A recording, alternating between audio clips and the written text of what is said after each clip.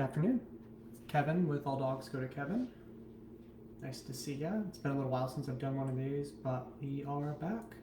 Starting to do live with Kevin's again, and today's topic involves two things that, as a pet parent, a dog parent, you should have, especially if you like to go out and about, but more to like anytime you bring your dog out, these things will be helpful, whether you're going to the vet or regular walks.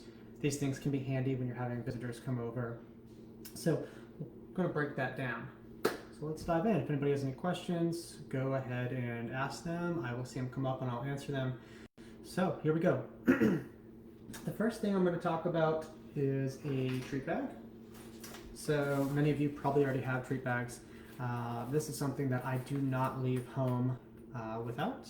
Anytime I'm bringing my dog Rosie somewhere, treat bags are great because you have something that will motivate your dog, or it's likely that you're going to have something that motivates your dog when you are out and about with them. That's so important.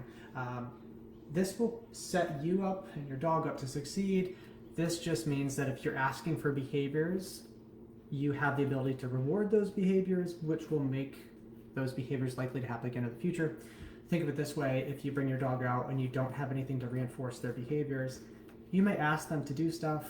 You may get a response from them a few times early on, but if there's nothing to reinforce the behavior, if there are no rewards, the behaviors are going to get weaker and weaker. Your dog is going to pay less and less attention to you. So this is really important. This is my favorite treat bag. This is the Doggone Good bag. It's very large, so I can get my whole hand in here. I can put multiple types of food in here, which is also great. Depending on where you are at with your dog's training, you may need multiple types of treats. I just worked with a client the other day, and my recommendation was to have 2 or 3 types of treats on you. If your dog is a little bit more seasoned, you might have this, and you may just end up sticking one type of treat in here. When I had my dog V before he passed, most of his life, or actually the past few years before he passed, I had this, and a lot of times I just had his kibble in there or something of lower value. He was very easy to motivate. Not all dogs are like that. Of course, you can use environmental rewards too and out and about, but you're really missing out and you're setting yourself up for failure and your dog up for failure if you're not bringing a treat bag with you. I can also use this if I'm having guests over. Maybe I know my dog is very excited about guests coming over. I would put this on, have it ready, and then I can reward my dog for doing the behaviors that I would like them to do. So treat bags are great. There's a lot of different types. This has just been the one I've gone with for years now.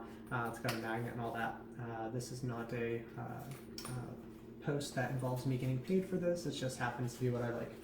So highly recommend a treat bag. And also too, if you use it all the time and then forget it randomly, it's kind of punishing. You'll be out and you'll be like, oh no, I forgot it. So yeah, definitely recommend that. The next thing I recommend is, and this, if you're new, then this might be new to you. If you've been around for a little while, this probably won't be that new to you. But I love harnesses. Depending on what you read online or what videos you watch or what trainers you talk to, you're going to get a mixed bag in regards to responses. So harnesses can be great. They can be really nice. So I think one of the biggest misconceptions about harnesses is that they're all the same. People will often buy harnesses that hook solely in the back, and that's fine for some dogs. When I used to walk my dog V, I just had him in this, well, this is a smaller version of it, but I had him in this harness. I had it just attached to his back. I worked a ton with him on pulling, or not pulling, I should say. And he started having some stability issues later in life, so it was really nice to have him hooked in the back. I could help him if he started to trip or something like that.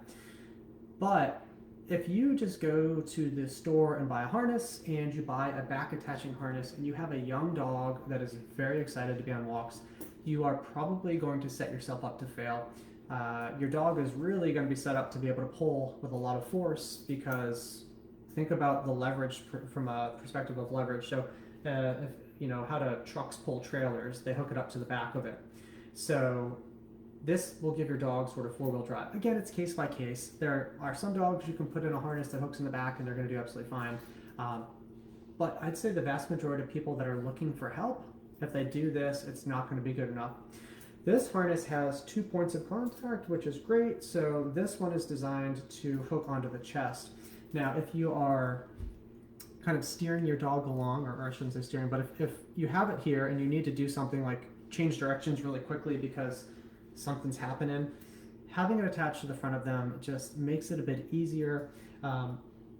What you'll also notice is that if this is a stuffed dog, so not much strength behind him, but if he were to try to pull and he's pulling against his chest, he's basically going to be fighting that, and it's just not going to give him as much strength behind it versus if it's on the back. So just a front attachment harness alone generally makes a big difference.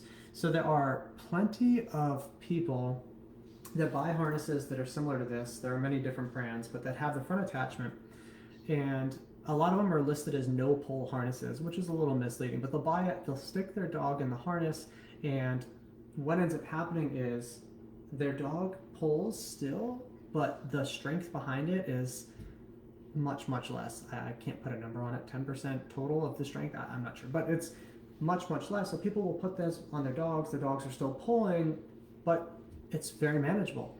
And that might just work fine for you, because you know what? Teaching a dog to walk without pulling takes a lot of time, and it's kind of a little bit of a commitment. So there's nothing wrong with trying out one of these and just seeing if it does the trick. If this allows you to enjoy your walks a little bit better, great.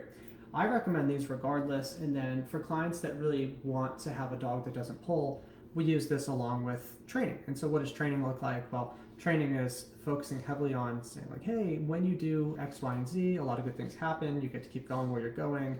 You get tasty snacks, all that sort of stuff. So this is called a Freedom Harness. I'm a big fan of it. So those are the two things. Now, if we put them together, let's say I'm wearing my harness, which to me, I'm not wearing a harness, I said that backwards. I'm wearing my treat bag here, and I've got my dog in a harness. If I put him on the ground, you won't be able to see. Let's pretend he's a tall dog and he's here. I've got my treat bag on, and I have easy access to reward him. So if I'm working on something like a loose leash, let's say this is the ground, and I can just reach into my treat bag and reward him. Very easy to do. This is great too. Like, let's say my dog is reactive towards something. I want to make sure that if he's going to randomly lunge at something, I can control him easier. So if he lunges, this front leash is going to prevent him from getting far. If he's just on the back, he's going to potentially get farther. But this is going to kind of help turn him back a bit. Then I've got quick and easy access to my treats. What this will do is set you and your dog up for success.